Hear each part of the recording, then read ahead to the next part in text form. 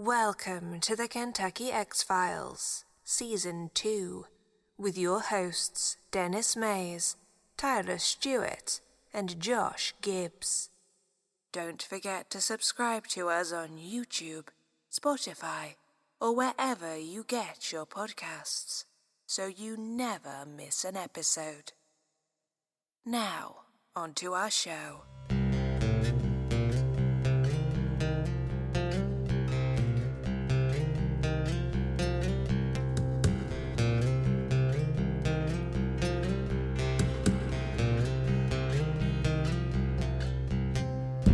Coming towards me, just crouched down. For me, at first, I thought it was a distant voice.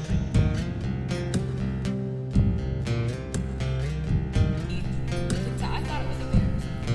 You can tell the difference between like a small wood, spindly leg creature and something with a larger foot. And it was big, whatever it was. It ran straight down at us and it just stopped. It was pitch black. Couldn't see it.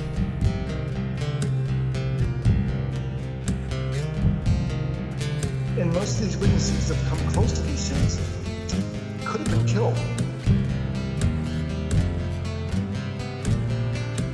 It was beating on the side of the house. I guess it hit the side of the house as it went by.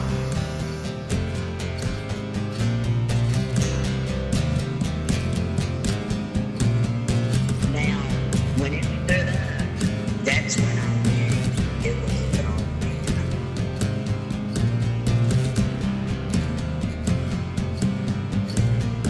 Like I needed someone to have pure faith in a higher power at that moment, and nobody fucking did.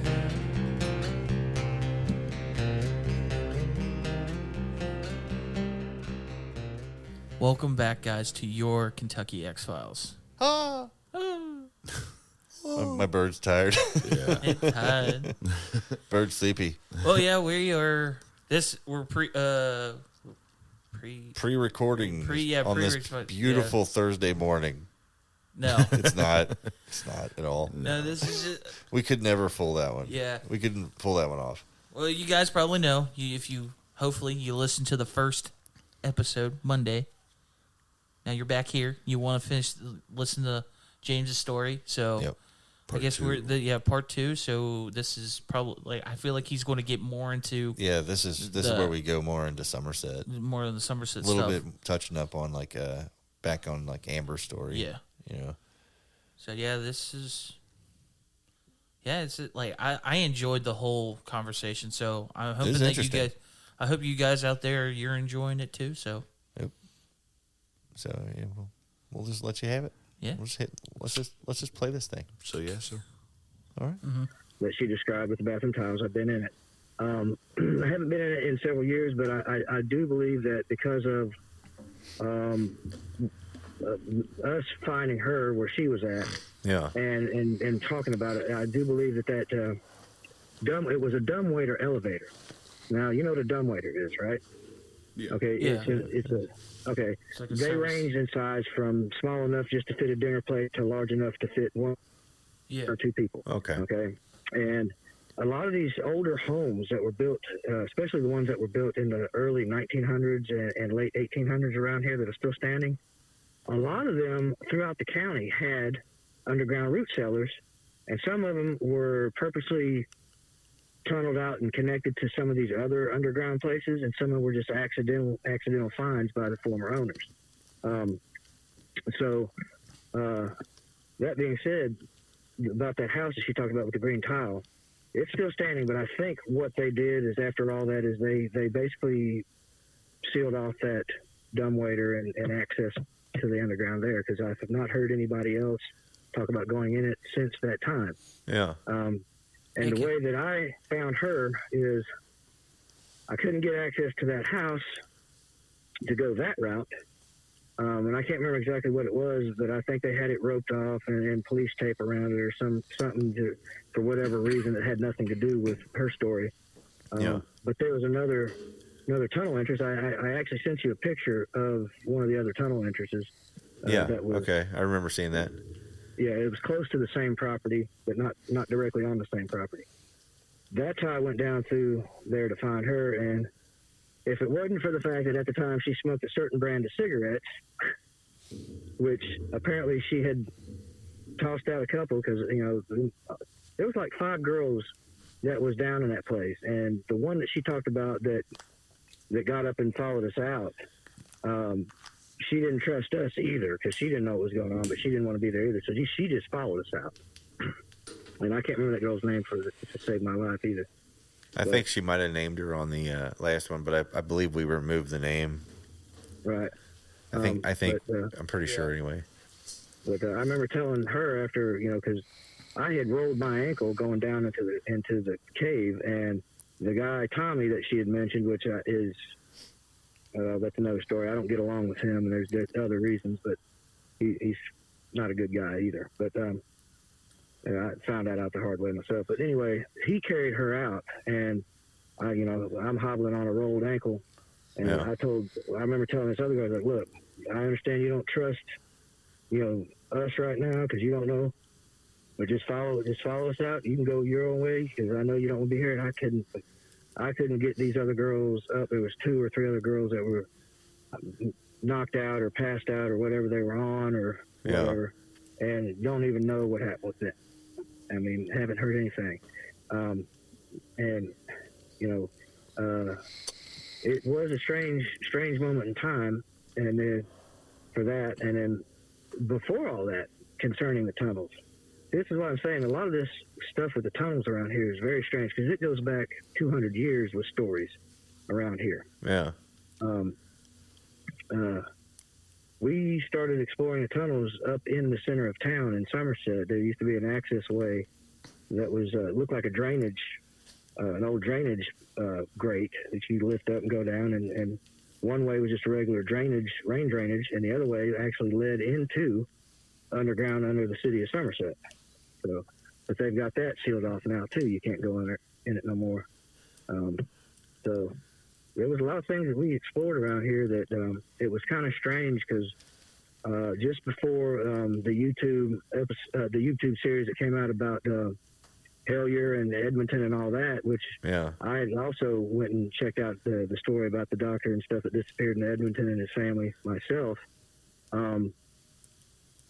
Something happened to where not only myself, but it took being back around Amber and a couple other people, because we hadn't seen each other in several years, for us to have these memories go, hey, wait a minute, what happened with that? Because I can remember starting to watch the episode, and it seems like 10,000 years ago, and they're just now getting to the second episode. And this was a couple years back, right? Yeah. So there's some type of strange occurrence that happens, that has happened with us since this underground stuff. And I don't know, it could be something as simple to explain as the type of toxic gases that build up in these underground tunnels that we may have caused this memory loss. Or it could be something as crazy as, being drugged and not known it. Yeah. Which I know that's the far-fetched end, but I've seen a lot of crazy things in my life, just with people in general, not to even touch on, paranormal stuff, how people would do to each other. Well, it certainly seems like the area has got its fair share of paranormal and, interesting, phenomenon. But the idea that there's a group down there, basically, from what it sounded like, it was like an auction. Well, and that's what I took it as too, because why else would you have people, male or female? These were girls at the time we went down there, but I've heard stories about men disappearing too, in the same way. But we've been getting messages sent to us in regards to that topic. Some men, I think one person talked about an official that was assassinated or something in the area or close to it. Well, there's been a couple around Eastern Kentucky here in the past 20 years that has happened. The sheriff here was assassinated over some stuff to do with some drug runners. That was it. That was a nationwide story. Yeah, that was the one that we were sent. Yeah. And then some bodily remains were found, bones, but then in the remains there were duplicate bones from several different people. Yeah, there was several. Since I've lived here, there were several accidental discoveries of Indian burials within these tunnels that the tribal people who were associated with these types of burials made them put the remains back and seal off the caves around here that had these type of remains. So it's not the first time that's happened. Yeah. And I can tell you an interesting story. All my family's from Eastern Kentucky, going back over 300 years, 400 years, and before that, they came off the Bennett's Creek Indian Reservation in North Carolina. So one of the stories, my dad retired from the Air Force in 1989. The year before we moved back to Kentucky, he always had the local newspaper from London mailed to our address in South Carolina so he could keep up with his hometown and stuff. And the Sentinel Echo had a story that was a one-paragraph story that I remember. He didn't say anything. He handed me the paper with his hand, over the paragraph, and he said, "Read that." And I read this article, and I'm 17 years old. Yeah. 16, 17 years old at the time, and it said possible satanic cult in Pulaski County, Kentucky. Shotville area graves robbed, remains left strewn about. And I'm like, wow, that's kind of freaky. That is. But then I can only find a handful of people around here that remember that story. Yeah. So somehow or another it was washed up underneath the table somehow for whatever reason. And I know that there was. What's weird about that is you get the Native American burial areas and the folklore or cryptid, whatever you want to call it. Yeah. The grave digger. The mound or mound walker. Those are often linked in those areas. Yeah. And the cave systems automatically have, Yeah. all that lore attached to it, but that is interesting. And there's a whole theory that I have that surrounds going further back than religion that we're taught, which it's kind of neat. And I know there's so much research I've done pertaining to supernatural stuff and historical events and stuff that we get told is one thing, but then when you really start digging, and it doesn't take much to dig, to see, well, wait a minute, why would they say that when all this other info is out here? But they say, no, it's not that. They don't know what they're talking about. Tribal people around the world recorded from the handprints on caveman caves or Neanderthal caves. Yeah. And stuff in pictorials. So for anybody else to say, well, no, they don't know, they didn't know what they were seeing, it's this or that. Well, it just tells me that, whatever reason, maybe it's because they feared the unknown or feared the supernatural or didn't understand it or whatever the case may be. It's all, to me, it's not understandable. Because I'll give you an example. Let's see. Oh, shoot, I just had it on my tip of my tongue. I hate that. Anyhow, that's for instance, we know now by studies that most of the foods that we eat, and this is just a basic example. 25 years ago, or 35 years ago, actually, when I was still a teenager, I remember on TV they said, well, eggs was bad for you because of the cholesterol and so on and so forth. Well, now eggs is good for you. What's the difference? Right, yeah. So somebody's flip-flopping somewhere. Well, could you credit that, though, that, we are a very egocentric species. Yes, we are. We are very egocentric. We are very arrogant. And at the time, that was what we knew. And now, as we get, 30 years later, we're noticing that, hey, you know what? Some of that stuff is wrong. And there's not to cut you off, Tyler. There's a known fact, right, that these newer scientists now will sit on this information. If they know that 10 years ago a theory is wrong and that guy's still alive, they will not put the theory out there to contradict him because that's his whole life and his livelihood. So they wait. That if he passes away, then they start to release it. But So I feel like that's just more messed up because you're.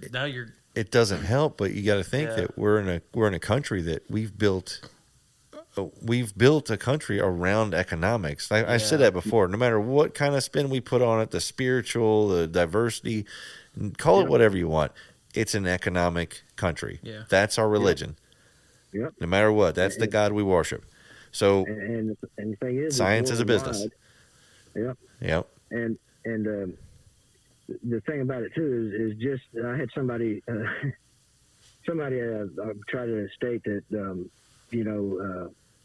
people seeing stuff that blood type has nothing to do with it. I'm like, well, yes, it does, because if you actually read the studies since 1947, when they actually discovered the Rh negative difference between the two sets of blood types, between A, B, and O, the Rh negative people, such as myself, we're only at a whole 15% of the whole world population. Yeah. Okay. And you'll have these crazy people that'll say, well, you're related to fallen angels and you're trying to take over the world. I'm like, if that was the case, why would my blood be able to heal everybody else in the world, but I need the same blood? All right. So that don't make sense to me, So do you personally think that this, like, where Amber was taken to this auction, if you will, do you think it was all about the blood type? I think there's a lot that has to do with that, because human trafficking, people are trafficked for a various number of reasons, okay? And there is proof of this worldwide. Mm-hmm. And strangely enough, there's if you look at the war going on in the Ukraine, the Red Cross put out an alert say, please donate blood because of this war. And well, strangely enough, somebody else put out a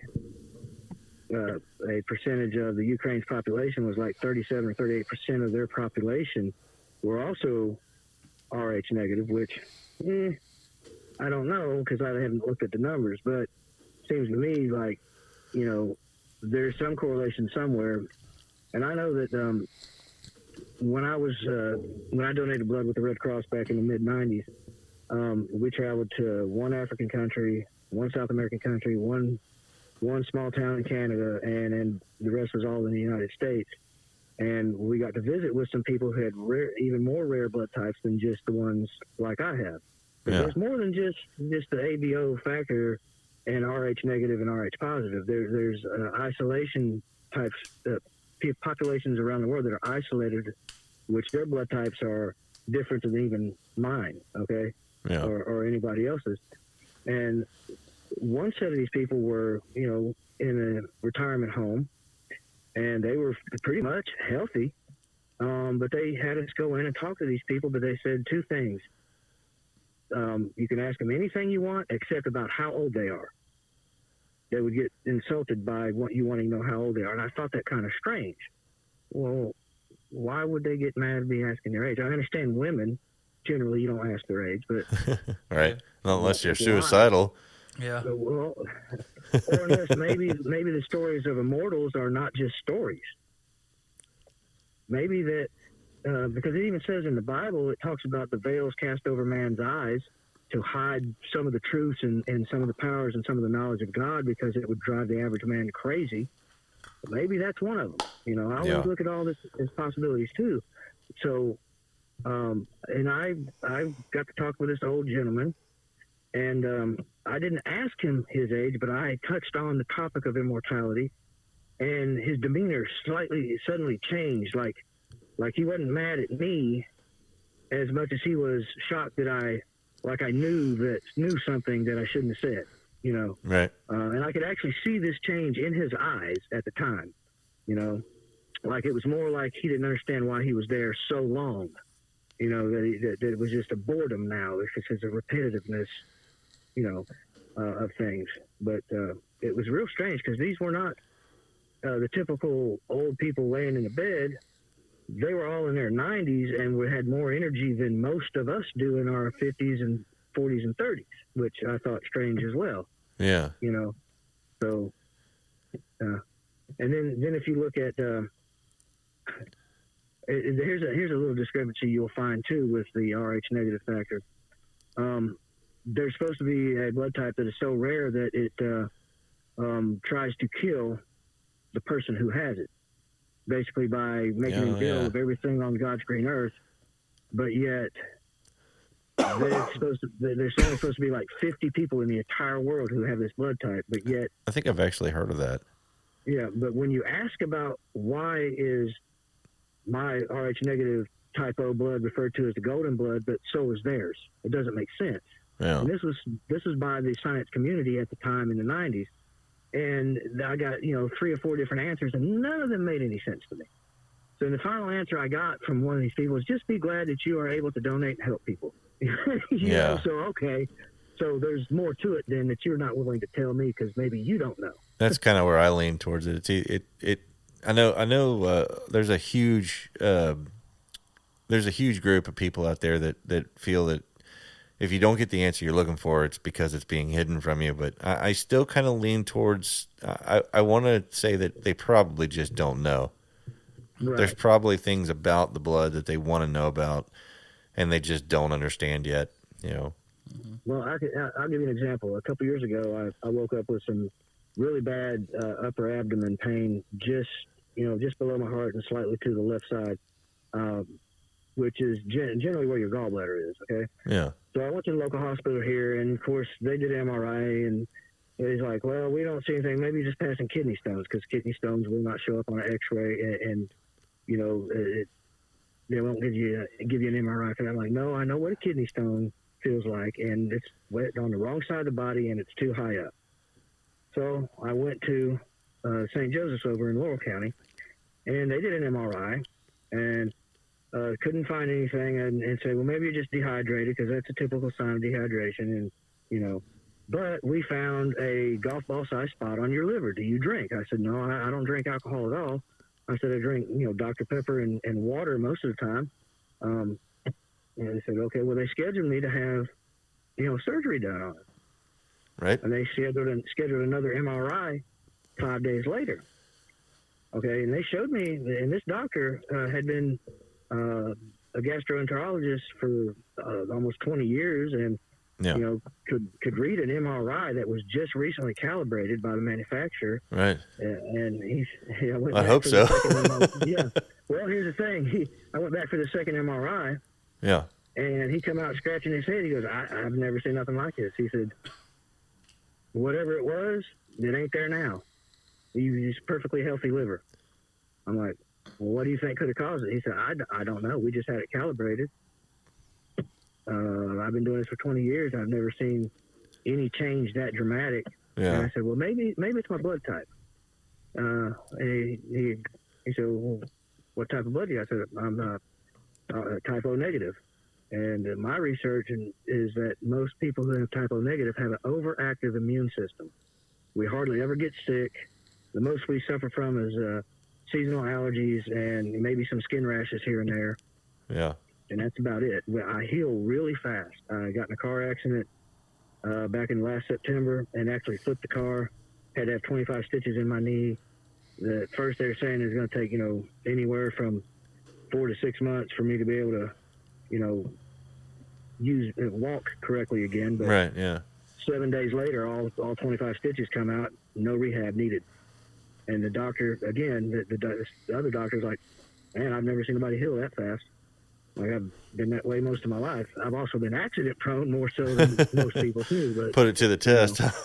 Yeah, exactly. So, well, that's how you keep it. That's how you keep your system in shape. You got to keep throwing stuff at it. You know what I mean? You have Wolverine claws. Yeah. I don't think he means is that much healing. Fast. Yeah, I mean, like literally, it almost seems that way because I mean, to me, it's like I thought myself too, like, well, this is going to be because it's a big L-shaped scar on my front of my knee. Yeah. I actually watched him have to put my kneecap back in 2 places where it broke the kneecap in half. Ouch. And I'm like, wow. And it was just, it doesn't even feel like anything happened to it now. You got to be careful, buddy. Yeah. Trust me. But, I've got stories, and first first and second. Well, not I don't know how to say this. I've got people who are with me in a lot of these events that I've witnessed, who are with me on different occasions where strange things have happened, and I've got photos. It's been most of my life, and I have a lot of different people that will tell you a lot of different interesting things about stuff we've experienced together. Yeah. Me being somewhat of a medium, somewhat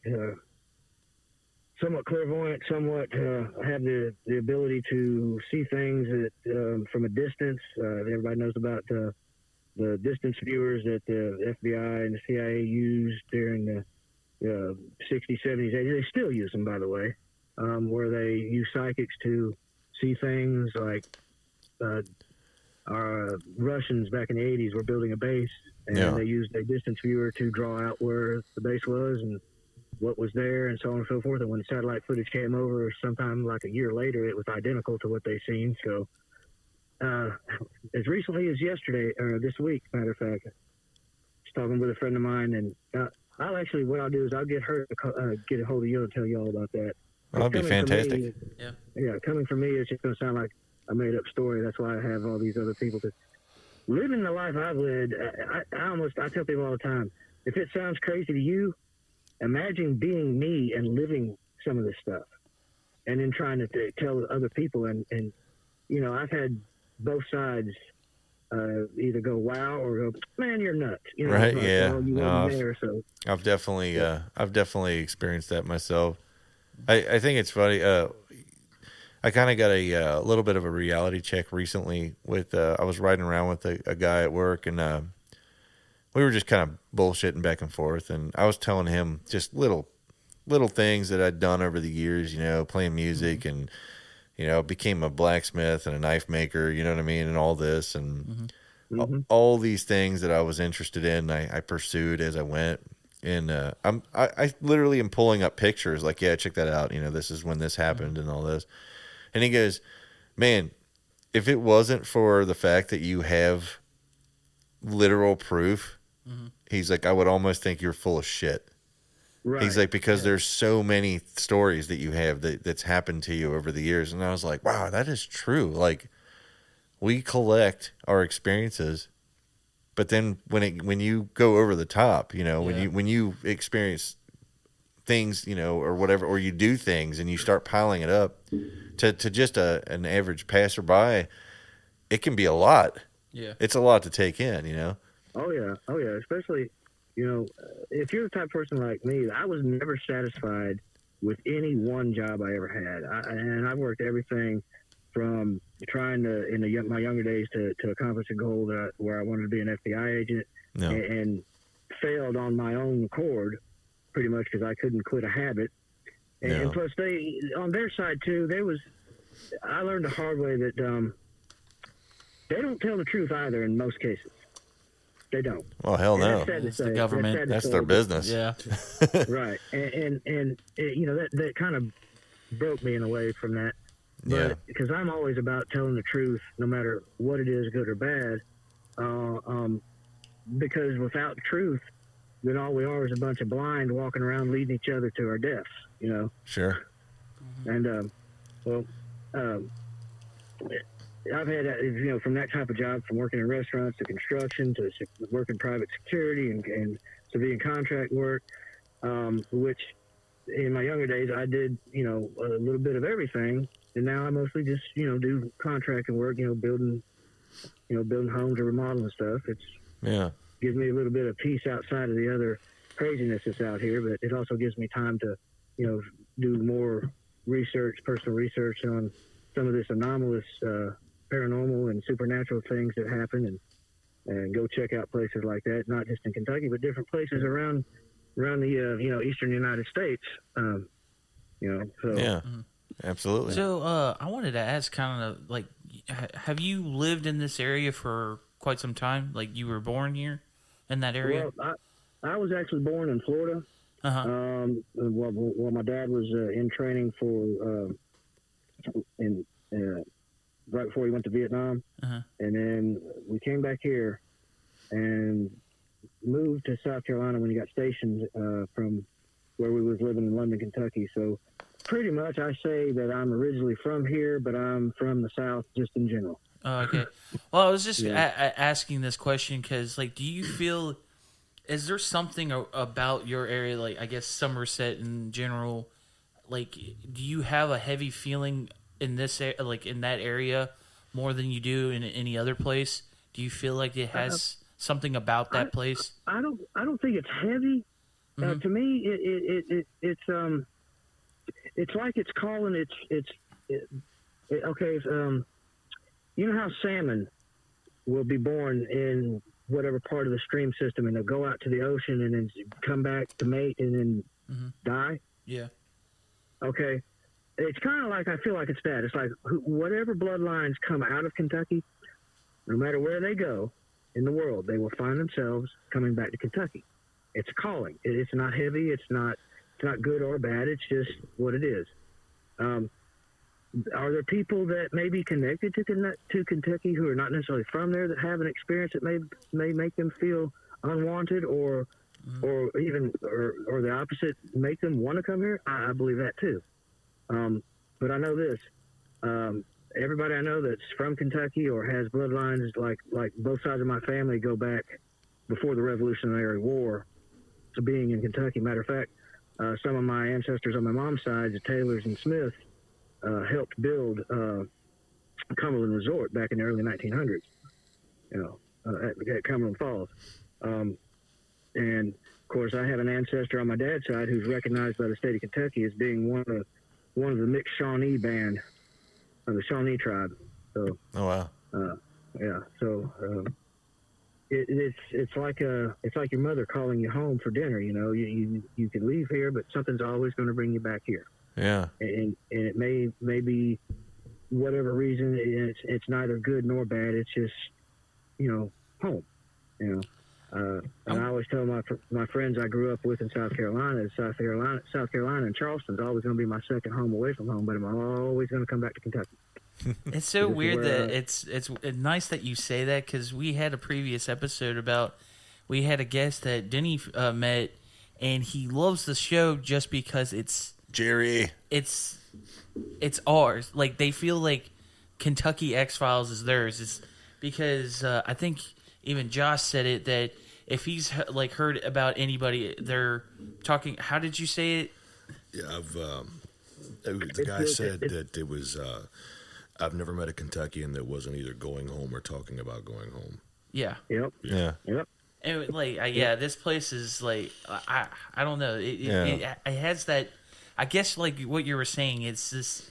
It doesn't have a good or bad feeling, but it just feels like home. Or we've all been here so long that we're just used to how weird the place is. Yeah. Exactly. We're all mad. Exactly. That's and here's a question I was going to ask. Does Josh still wear that leather hat?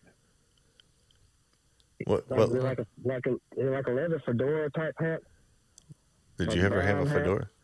Do you live a fedora? No, I don't know. No. Because when I talk about past lives, here's the thing. There's a memory I have that has to be of a past life, because I have lived over there in Knox County and right off of 229, real close to Corbin. Yeah.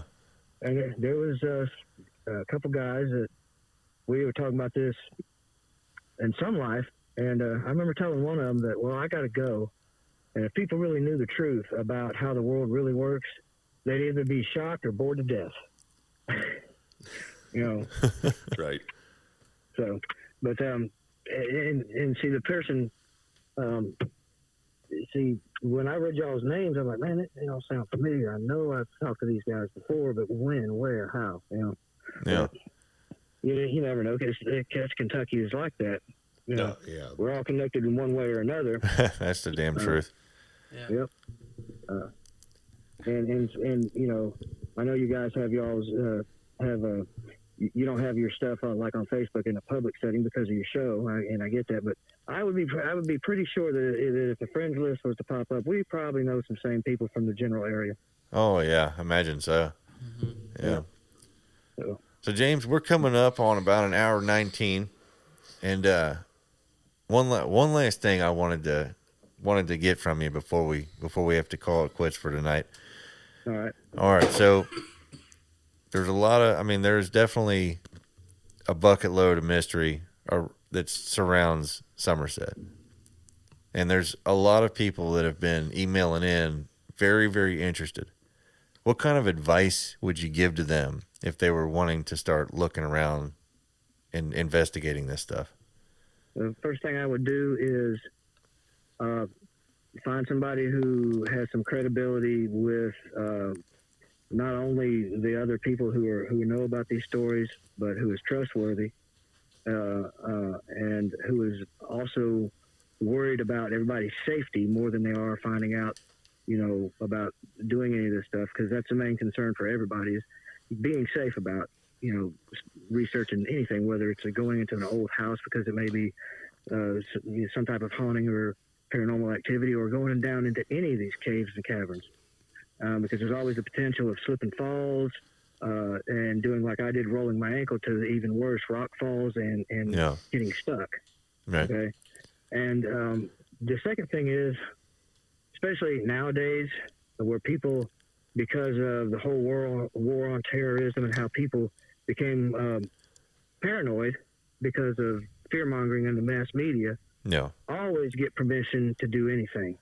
Oh, sure. Always go to the town, city hall, find out the laws pertaining to what you want to do as far as any type of research, go to your libraries, do all the stuff that you can do on books and computer first, but always make sure that you have permission, and always make sure that you have somebody with you that's knowledgeable of not only the terrain and tunnel systems, but also is safety oriented, so that everybody that goes in comes out.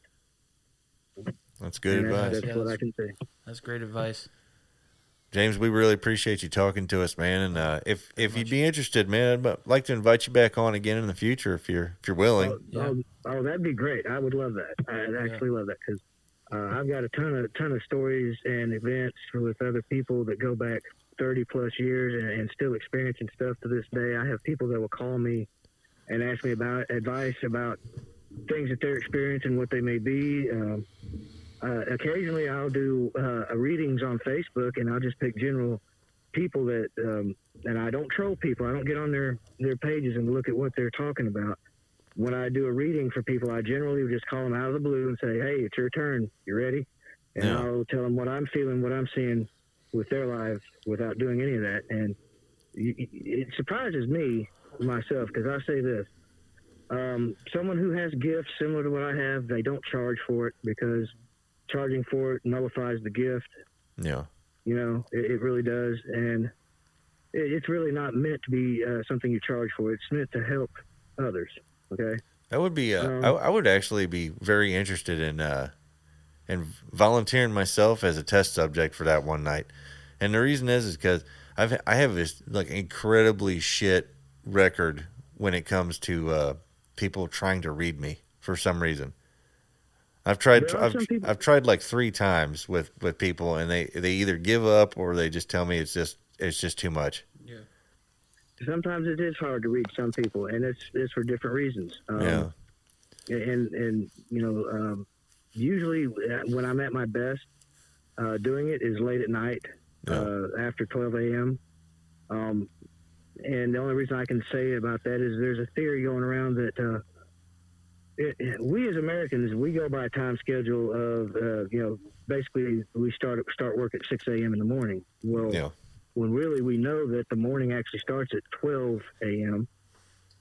And then there's a rise. There's supposed to be a measurable rise of energy at night between 3 and 6 a.m. So round about that time is when I'm usually really good. For whatever reason that is. And some of these gifts, you can't explain how they work. Yeah. They just do. But, I would love to be able to do that. And we can talk about that sometime later. Yes, I would love to be back on your show. That sounds great, man. It.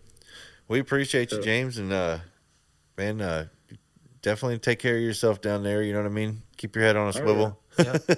Always. Oh, yeah, man. And you guys do the same, and I appreciate you having me. Yep. All right, buddy. You have a good evening. Take care. You too. Thank you. Good night. See you, man. That was James. That was James. Man, yeah, he's a I book, loved man. it. Like he just dropped it in high gear and fucking took off. Oh yeah.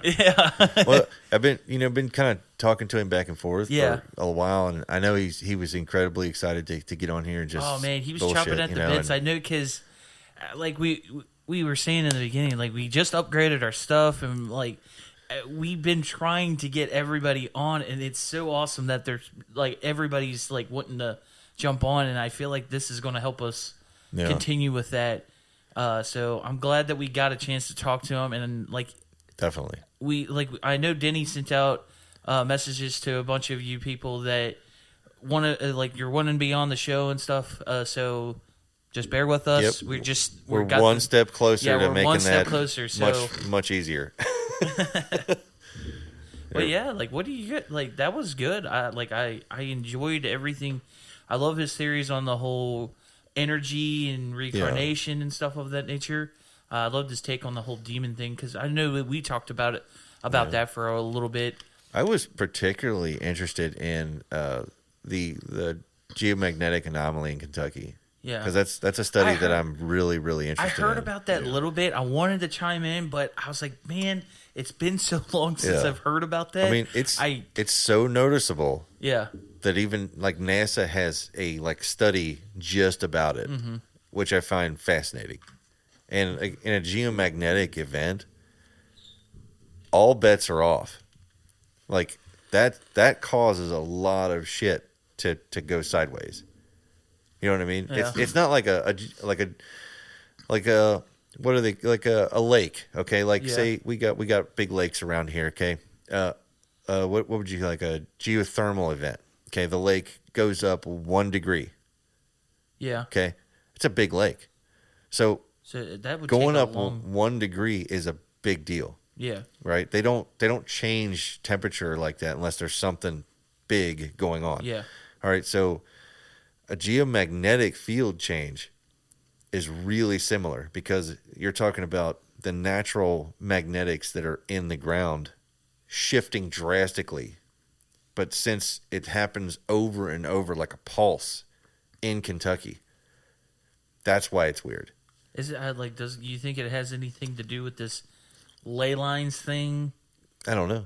Because I know, I think I've said this before, but I know that a lot of people kept saying that a lot of these ley lines supposed to intersect through Kentucky bad, especially eastern Kentucky. They're just not. Okay, so ley line, ley line is I don't have a better way of saying this, but it's a layman's term for basically a line of geomagnetic energy that's traveling around the earth as it rotates. Oh, okay. Okay, so the folklore side of that is that these lines intersect, and every time they intersect, something paranormal happens. Okay, but this is kind of going back to my argument of we got to stop looking at this stuff like it's a fairy tale. A geomagnetic crossing happens 1 million times a day. Okay. All over the earth. Uh-huh. That's not it's not special. Is it just high in these areas? You've got an iron core spinning inside the earth. You've got an atmosphere spinning. You got the earth itself rotating. You've got gravity pulling, and you got friction in play. There's multiple sources of geomagnetics going on, and just just magnetic waves, radio waves. Yeah. So they're going to cross, but we don't know. We don't know yet what the significance of that is. Yeah.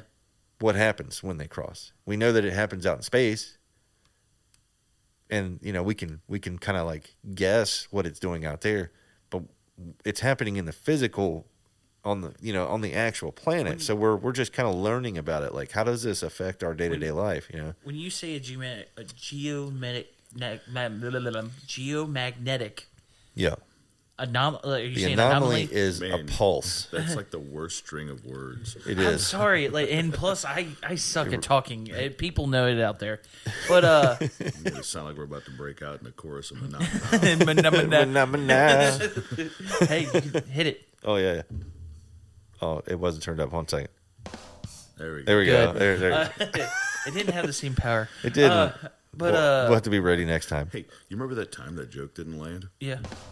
I thought you were going to do the flashback one. Oh, damn it! Damn, that was not gonna work. Okay, yeah. Terrible engineer. Yeah. But, back to what I was saying going was these events. Like, what are you talking about? Like, when The anomaly is a singular you're not going to event. see a rock floating in the air. Are you saying, or is that a chance that it could happen? We don't know. We don't know what it's going to do. Oh, so we there's just not know actually. that every so often down in Kentucky, Yeah. pretty close to the land between the lakes, Okay.